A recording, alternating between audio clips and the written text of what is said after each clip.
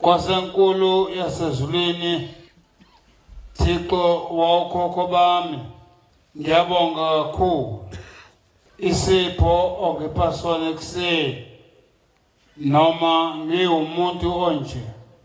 Iqiniso eliphelele Nkosi yamaNazaretha, bengumuntu ongemhle ngempela, kangokuba uhlangothi lwanganhlanye namanje ngiluzolifika. Kodwa ngoba wena uNkulunkulu ungikhombile, Nkosi enkulu yasezulwini, ngiyacela Nkosi ukuba nalo mkhuhlane osemzimbeni ngicela ubambe Baba, ngingawoni umsebenzi wakho. Bakhoza bathi benkosi, ngiyabonga kakhulu, ngicela ngelekelele ukunxusa uJehova asondele ngakimi. Mhlambe ningakangilekeleli, kungenzeka babe khona mhlambe abangamazi lo mfana okhulumayo. Igama lami nguMasoka wakwaNtenza kaSibongo, umshana kwaMkhize. Inkaba yami seXhobe Mazabekweni. uJehova wangenza ngaba umvangeli esingeni saseMlazi, Thekwusapho, phasi komfundisi uHlabisi. Ingoma 130. Abanamehlo okubona bengicela bangibhekele isibhalo encwadini kaJakobe yesine, sothinta ivesi le-10. Sebutha lela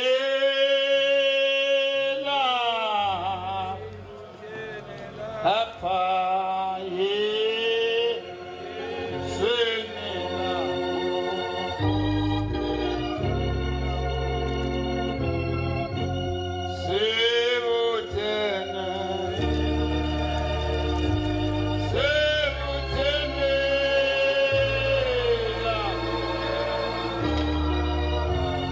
Papa.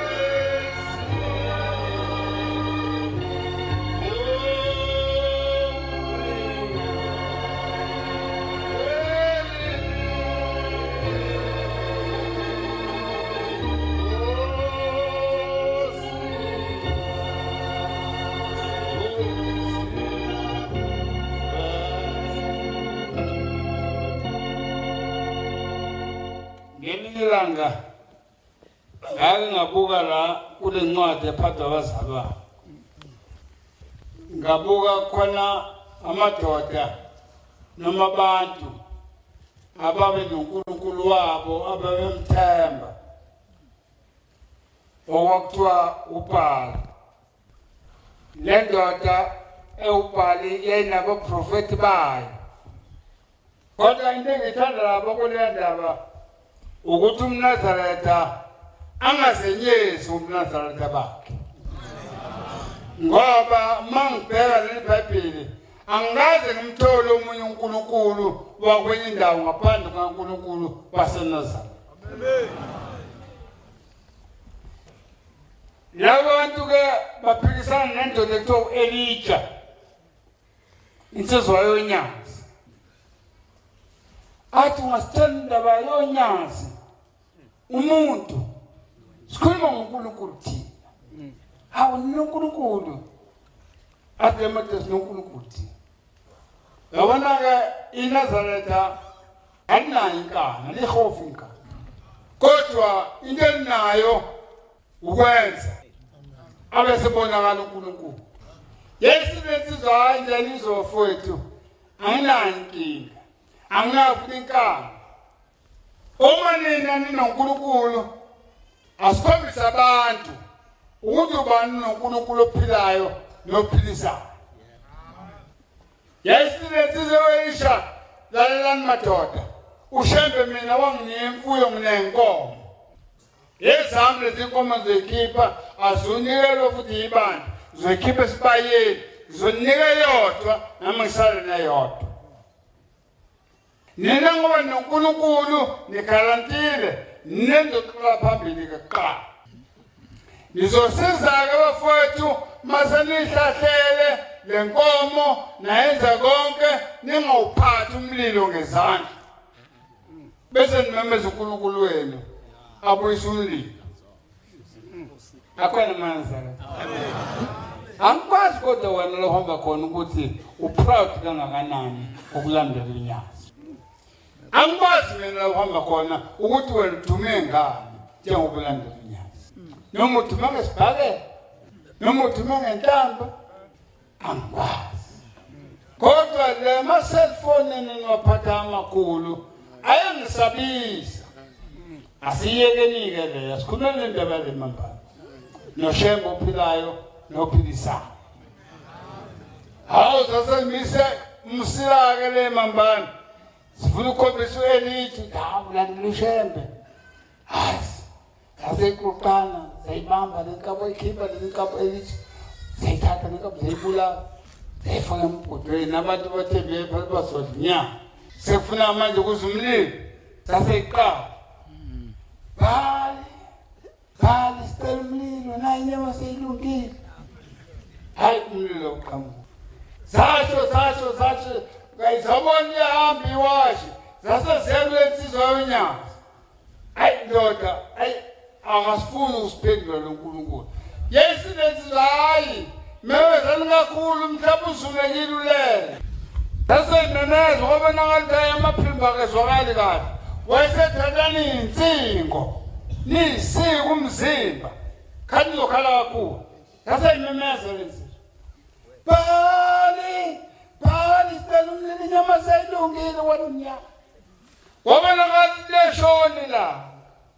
Lathi mazafuna ushoni langa. Hayi zahlanza ngedela. Zathi hayi insizwa yonyazi sekuyike mlako sehlulekile.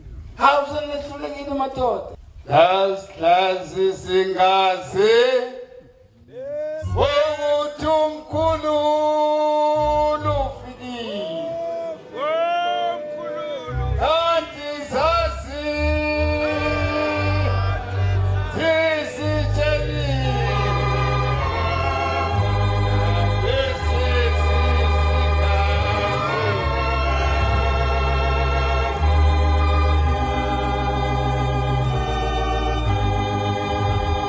Esinensizwa indenizo bafowethu. Yesinhlasuthe. Ndalisondele kimi ngelakale. Sasa isondele zonyazi. Basethi bomama. Ngale ngelakale. Akukho cala nomama.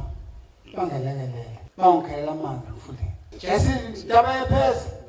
Isizeni matabami. Anindlela egcwele. Lola ndinkuni. Yase iphuma intombi zola ndinkuni. Baphuma umama bola namanzi emfuleni. Wase kuyigubhu zonke zahlala nembisa. Zahlala khona la. Wayese mayifika amanzi wathi bo mama thathani lamanzi lothela phezu kwazinkuni zonke zibe manzi. Bayithela ngamanzi zamanzi. Kuma ngomNazaretha njalo. Zamanzi zonke inkuni. Wase buyisa ikaboti insizwa wathi ilungise insizwa. Yathathelwa yabe ufaka amabhotweni kwezwa yonke into. Wasethi vulani inkasa. Wafuna inkasa yathi ugijima amanzi. Yonke into igcwele amanzi. Yathi iguqula insizwa. Njengoba ngiguqile. Yasithi baba nyazwe ezulu. Ngiphambi kwakho manje. Njengoba ngiguqela ngikhombisa abantu ukuthi angizela ngothunywe uwe. Ngicela umlilo ozovuthisa lezinkuni uvutho lenyama idlo abantu bakho. Indaba kwakha mkunyazi ngasempumalanga. Lwaniqephu eshaza vuthwa zonke khona zimanzi zavutha yavutha inyama. Amen. Ngoba kwasekubizwe uNkulunkulu ophilayo nophilisayo. Asibuyele ekhaya Mlazi. Asiyene ekhaya Mlazi. Lapha eMlazi ngicela sibongeze amandla. Nimbongeze lo mfundisi wakithi ethiwa uHlabisa.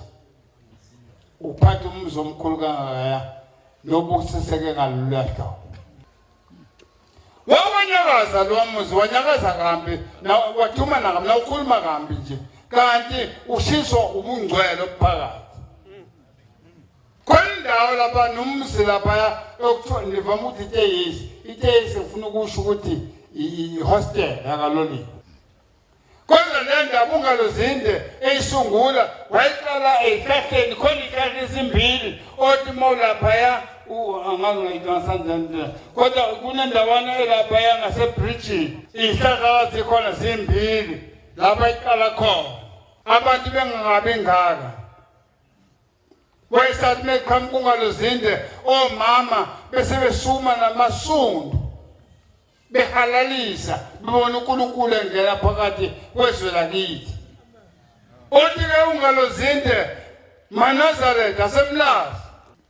Lo mkhosi nuphathe kahle nuthuthukise ngoba usayokuphela. Uthi namhlanje ngiyawetha igama lawo isango lami lokungena kumashi.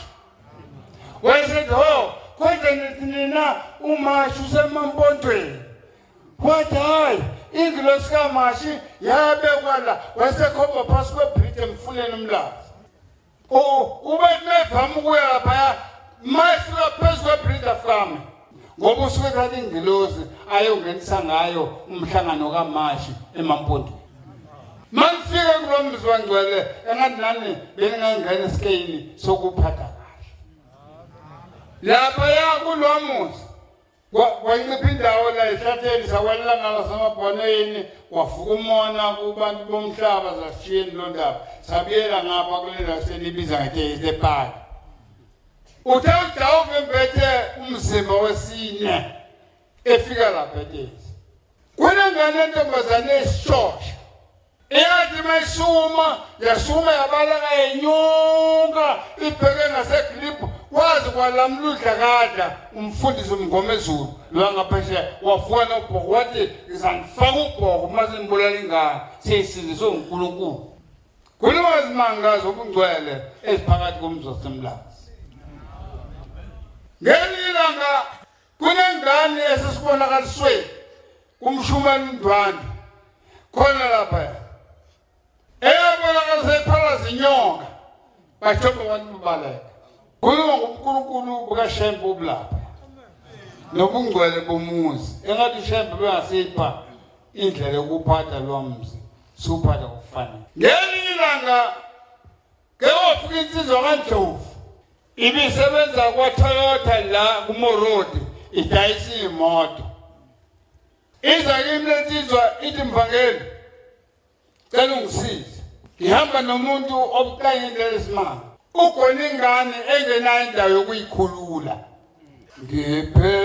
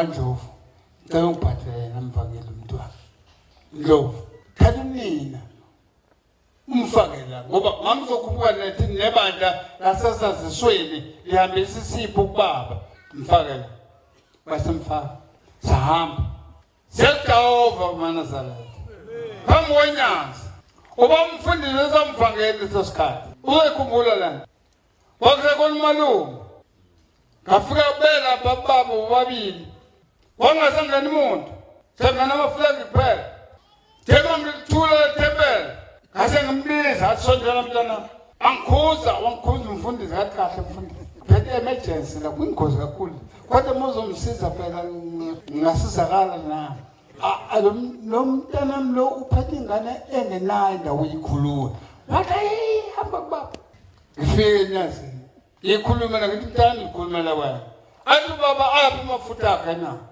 ngenhlanhla lifana kaNdlovu wahlakanipha kanti waphetha amafutha wasewabusisa ubaba wamnika isibusiso namanzi waphuka wahamba uphelezweni lakume empumbulo inhle ntombazana ubaba wabonakala efika ebusuku ekhaya layo wafika phambi kwalengane wayibuka wayijamela emehlweni isuku wayihleka wasuka wahamba lakhala kwaya kusekohlanya lakhala ehlanya ingane kanti yelathe ingane kwathi kusa lesixhumile isiphelele umuntu khuluma ngelimanga mina zalapha eTesi bakwana bangcwele phakathi komzozo emlazi bafoni ngicela sibongise uShembe ukhona ngo-1994 27 April sasiphakathi komzozo sabeleni kwawusuku olukhulu lapho umhlaba wonke wawunegugu uzikhethela uNkulunkulu wawo sathi thina siyenziwa yilonto seziningi izincwadi esizifunda Umane umfundele incwadi. Umane uphathe kubheka. Omfundele webaba uMshumanco. Saluzuyibamba nje baba uyithi uyifaka emnwe yonke manje incwadi. Ubheka lo ncwadi bengicelele kaJakobe 4 verse 10. Bese ubheka incwadi kaMateyu 6:24. Ngiyadala ukuthi singene phakathi esabelweni singayi thina ukukhetha uNkulunkulu wabantu abayikhethela bona. Jakobe 4 verse 10. Zithobeni ebusweni benkosi. Itikele incwadi maNazaretha asithobe ebusweni bonyazi. Iyakuniphakamisa. Unyazi lona uzosiphakamisa. Verse 11. Funda. Ningahlebani. Kuphela yini efuna siyenze singahlebani. Bazalwane. Yeah. Umhlebayo omunye umzalwane. Ngoba uma kukhona ikholo litebelini amhlulele umzalwane wakhe. Aphinde futhi alihlulele. Uyahleba umthetho. Usuhleba umthetho wonyazi. Ahlulele umthetho wonyazi. Kepha uma wahlulela umthetho wonyazi awusiyena ogcina umthetho. Ungumashwatyuli wena. Verse 12. Yeah. Munye omisa umthetho. Ophethe umthetho ongumashuli. Lokuyena ngumashuli. Uyena onamandla. Uyena onamandla. Okusindisa. Lokubhubhisa. Ungubanike wena omahlulelayo omunye na. Hallelujah. Akhona wengcwele. Bafowethu ayikho enye into esongana ngayo ezulwini kuba siyithobo nyazi. Izulu lonyazi akekho umlonalo. Nobhali behlulela ngoba bengenalo izulu. Behlulela ngabaprofeti bakhe ngoba bengenalutho.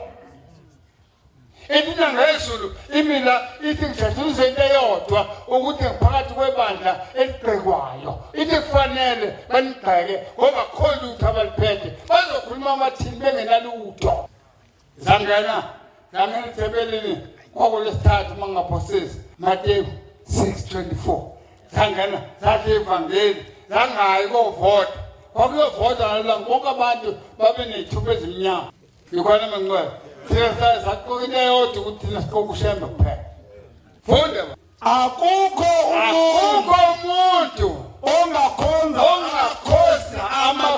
amabili. Ngokuba uyakuyizonda enye. Ayithande enye. Nokuba abambelele kwenye. Ayidele enye. Ningekho. Ngeke sakhonza unyazi noma mona. Bakhona bengcwele.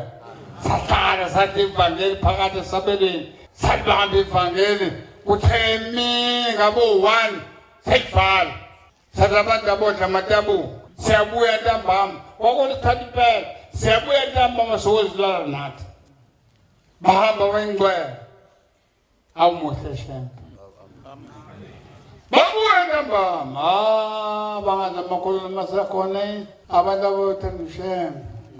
Abantu ababefika njalo ukuthatha ithempelini umuntu ufuneka ahlambuluka ngolesithathu. Ngoba le queue ezwa ngesabatha angifundiswe mina ukuthi kuyisono ukubona abantu beyiqueue ngesabatha betibodla. Bangena kanjani esabatheni bengahlambulukile.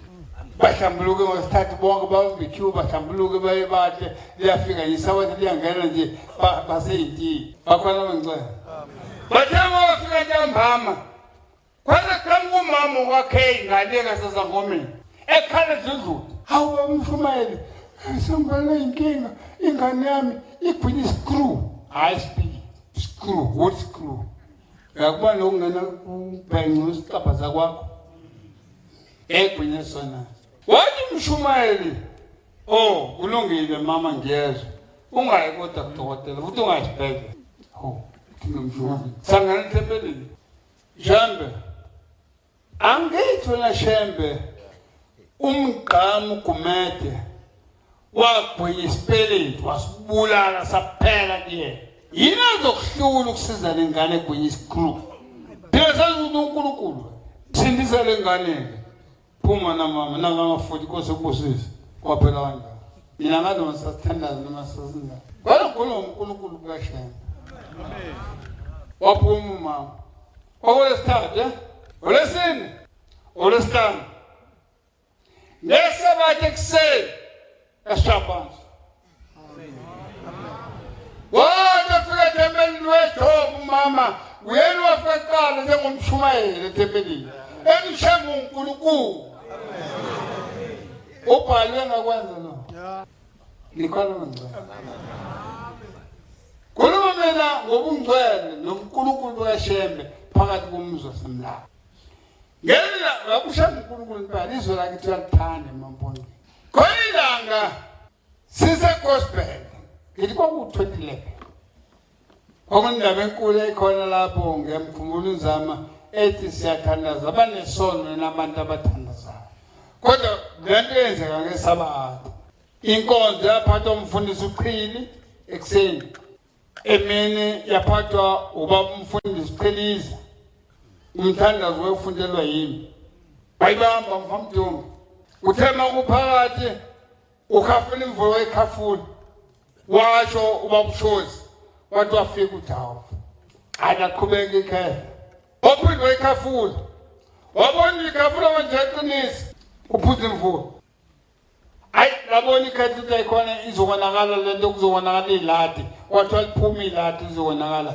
ngeke bekhona inkomo yokulungisa iladi yakhishwa iladi yavale iladi ngasekho yakhishwa iladi ayi wabona ukuthi ayingayiqhithi wayibuyisela kumnikazi wayivala umnikazi kodwa into engeyona yinye ukuthi Shembe uNkulunkulu uthi mase bhala inkonzo asibheke enkosini kwalinya wathula umoya yathula imvula bathula abantu wathula you name it ezithebelini walinya wathula wayena-ke kuba wanyazi mina wakuzwakala lelalizwe elihle but amen hadabe wasibheke enkosini number 2 nikona izwi lakhe mayesethi asibheke enkosini uthi Shembe bageze bonke labantu ngoyesu Yesu wathathela yunethange nelikhona ezulwini lafuleka lokho kwanembowa manje sagezwa wagezwa wasala kanjani uma wasala ngiyakudabukela mhlambe uma ungasondela kobaba bayokhonza ukuthi konje thina sasala mzwane enkosi ukugeza abantu egospel singenza kanjani nikhona bangcwele amen angabe khona besala kulanda ngengakaya owathi ngakusasa ngesonto wakhina umhlalo kanhliziyo wathi ma izwe lakithi eningizimu khona umjiva elawukhiphayo okhona wokuqhaweka bathi abantu sebebiziwe begcwele phakathi ethempelini wakuthatha ukujala phakathi ethempelini bonke abantu abebekhona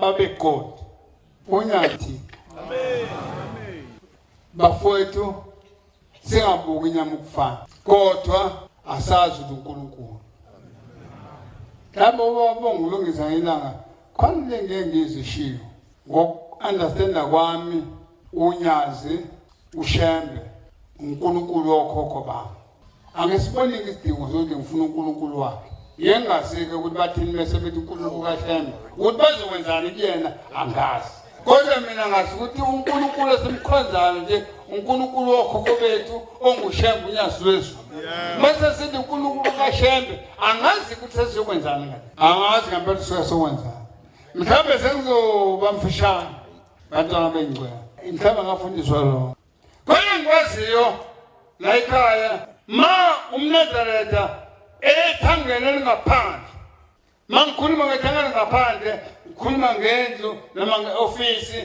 elibalulekile la umuntu esena khona ubiyene kodwa indaba ithi ingubo yokudumisa noma yokukhonza uyayikhumula ayifake esukesini lakhe ngoba yona ayingeni ethangene lingaphandle kunesifanayo ngesibona kulezi nsuku angazi noma abakhokheli bagunyaza umkethu ukuthi ma bephuma emakhaya bese bethatha u14 nomhlophe bodnengqi lapha sebehamba nawo angazi mabefikelwe isikhathi sokuyethanganela ngaphandle bawenze njani kodwa ngazi ukuthi yonke into yesonto ayingeni ethanganela ngaphandle bakwenza bengcwele ushembela ngoba kahle insizakalo yakho sukungayazi ukuthi ikuphi la ikhona ngekhumbula indaba endala ngenyilanga ezweni lakithi enhlangwini eMzumbe kunomama wesonto American board lo mama wasizwa isilumo sasimphethe kabi wathi yafika kumnikazi wabantu wathula njavu wombuka akangasho lutho waphuma wahamba kwaze kwafika la mhlangano uphuma khona emampondweni bele ephakameni lo mama angahlanza ngedela wathi ngoba uShembe akasho lutho ngiyamlandela akathi mina nawe sifika lemhleni baba ngicela amakhosazi awu20 bese kuphela kanjalo manje ngazama sho awuthula wabe samlandela kanti mhlawumbe lo makhosazi akho awu20 akayekho lemhleni asekebisi walandela lo mama wafika ephakameni wafika wayibika futhi indaba yakhe waphinda uNkulunkulu wathula wambuka wahlala lapha elindile kwaze wafika isikhathi sokuthi umhlangano uphume uye entabeni naye wamba khona lapho ngemva wathi ngilandela uShembe wafika entabeni wahlala simuthi isilungu kwathi kuzwakala ngekhwela wathi unkosikazi wasenhlangwini uyafuneka ngaphakathi wafuna lo mama wazotholakala bamthatha bamsa khona mayefika kuJehova wathi uJehova nkosikazi sekuvunyiwe ezulwini ukuthi namhlanje usindise wasemkhomba ngeminwe eswini waphalaza inyoka ihlula liphalaza inyoka wathi naye ebeyibulala waphila asikufunde manje ukuthi uNkulunkulu uyalandelwa kodwa wena ufisa ukusho bengcwele ukuthi hayi nathi emzini wakithi eMlazi hayi kusasa kusindwa ngobethola kodwa kulo makusindwa ngobethola so basifinya ngendololwane ya so basifinya ngendololwane uNkulunkulu obengakithi ephakathi komzi waseMlazi so basitakadula sama nkonyana takadula kade ncela kunini likhona bengcwele animasibongeza abafowethu sinenhlanhla eMlazi yino yameni bemncane ngithanda ukuzibongeza animasibongeza mfana mfana nisho yameni kuzwakala ukuthi nejabule impela ngoba niyaza beMlazi abantu bayefika khona noma sephumile ubaba bavele bagijima bayilanda kuhleli khona imoto kaBaba bafika gume khona bathi bayithola befuna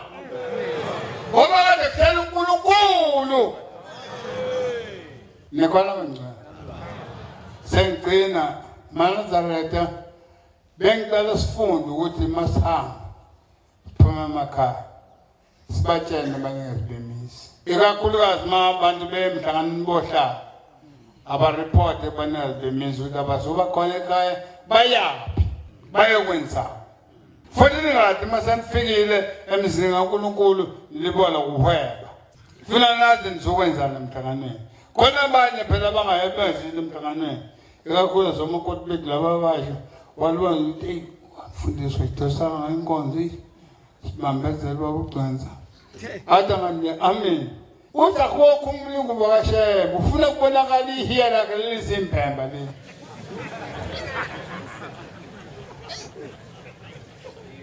kalonkamala ayiki into abayithanda ngaphandle kokukhangisa okubona ngubo kaShembe sebeshintshe mawungayigqokile ngubo manje enesifalafala samataki lawo usasele emuva no 14 laba futhi sebebashintshile sekuyinto engazi meyo 6Z angazi kwenze njani ngeke ngimthengele umkamini lokho hayi okamalanga bagcina sebethatha ingubo kaShembe maScout bathali naso inasuka indoda nje inasuka yengo bavele bobe ibhani nazo maScout bayikaqala ehlombe bese bebupha ngikuze emnyama bayilifi bese bethatha isibhaqa lesama nenkani ngaso basifake la nikhona abangcwele aniyeke lithuwa Facebook ngoba nihloniphani Facebook futhi angihloniphi isondo futhi.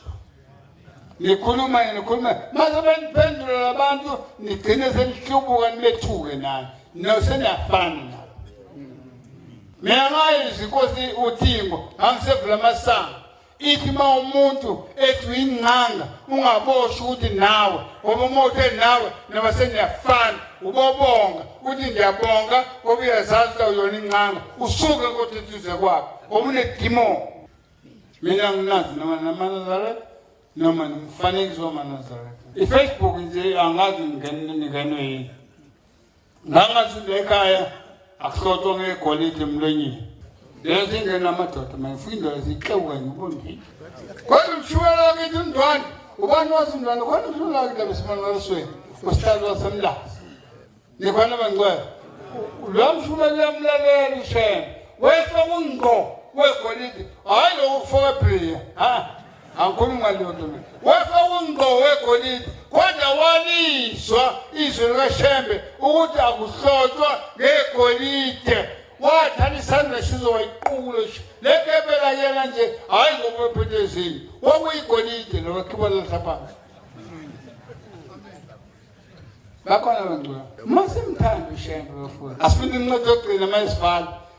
Ngifuna ukubona ukuthi singempela samthanda uJohane umvangeli noma uJohane kwabancane isahluko sesibili iverse lesithathu. Siyazi ngalokhu ukuthi Intele ndaba siyazi ngalokhu ukuthi siyamazi yena siyalwazi unyazi uma sigcina imiyalo kodwa silwazi ngokugcina umyalo walo. Funda verse 4. yeah. Yena oshoyo ukuthi Uma umuntu esho yena ethi ngiyamazi welwazi unyazi kepha kayigcini imiyalo yakhe kodwa ayigcina imiyalo yalo unamanga. Iqiniso alikho iqiniso nje into ekude kakhulu naye. kodwa oligcinayo izwi lakhe Kodwa ogcina izwi lonyazi uthando lukaThixo luphelele kuyena impela. amen. Haleluya. Bakhona bangcwele. Ogcina izwi lonyazi uthando lukaNkulunkulu luphelele kuyena. Ithi inkosi uThingo ubaba omkhulu wabhala phansi wathi wonke amaNazaretha akabe munye njengebumba likaSimene. Waphinda wathi abantwana bakaNkulunkulu bayathandana abahlukani futhi abaxabani. Uthi kodwa noma kunjalo izilwane zikaMhlola ayi azinkeni. Nikhona bangcwele. Siyathandana nje. Ningangishayeki amadoda mazanga. Nikhona bangcwele. Kodwa ukuthi isifiso sami ukuthi makuthiwa siyafa sibona nonyazi embusweni walo sihlala ndawonye obasihleli. Angibonga kakhulu kwasenkulu yamaNazaretha. Ngiyabonga baba udokotela impela udokotela ngoba mina bengazibonanga ngiguqeka nje kodwa sekuguqekile baba ngamandla akho. Ngiyacela ke inkosi ukuthi leli dimoni ebelikhona lingabe sabuyela kimi. Ngoba kahle kahle ngiyathanda inkosi ukukulandela nokwenza umsebenzi wakho kuyinjabulo kimi. Ngiyacela ke inkosi ungikhumbulele imindeni yakwaMkhize okhokho bambandama nobaba omkhulu Litheni. Khumbula bomkhulu othisambelezi nobaba uSibopho Soqala. Khumbulele nomama intombi kaMkhize lapho khona uma bebhajiwe inkosi cela ungidabulele bona. Ngiyabonga kakhulu maNazaretha sekufika la uNkulunkulu etha ngime khona. Nkosi busiseni kuzwile. Liteke izwi sesiyovala ngesihlabelelo sesishiyagalombili sicele ubaba umshumayeli phakathi kwasemseni enkani asilekelela ngaso sihlabelelo.